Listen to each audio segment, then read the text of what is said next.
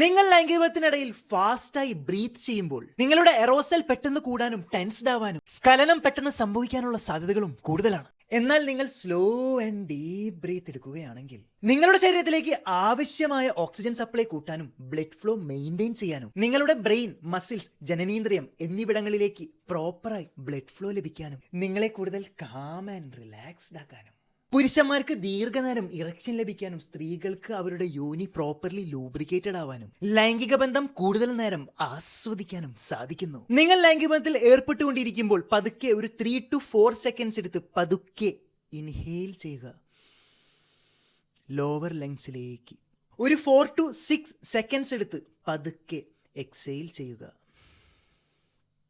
ഈ പ്രോസസ് നിങ്ങളെ കൂടുതൽ റിലാക്സ് ചെയ്യുകയും ലൈംഗിക ബന്ധത്തിൽ കൂടുതൽ ഫോക്കസ്ഡ് ആവാനും എൻജോയബിൾ ആകാനും സഹായിക്കുന്നു. അതുപോലെ തന്നെ നിങ്ങൾ നിങ്ങളുടെ പാർട്ട്ണറുമായി ഒരുമിച്ചാണ് ഈ ബ്രീത്തിങ് പ്രോസസ് ചെയ്യുന്നതെങ്കിൽ നിങ്ങൾ തമ്മിൽ കൂടുതൽ കണക്റ്റഡ് ആവാനും മെന്റലിയും ഇമോഷണലിയും നിങ്ങൾ പുതിയ തലങ്ങളിലേക്ക് അടുക്കാനും സഹായിക്കുന്നു.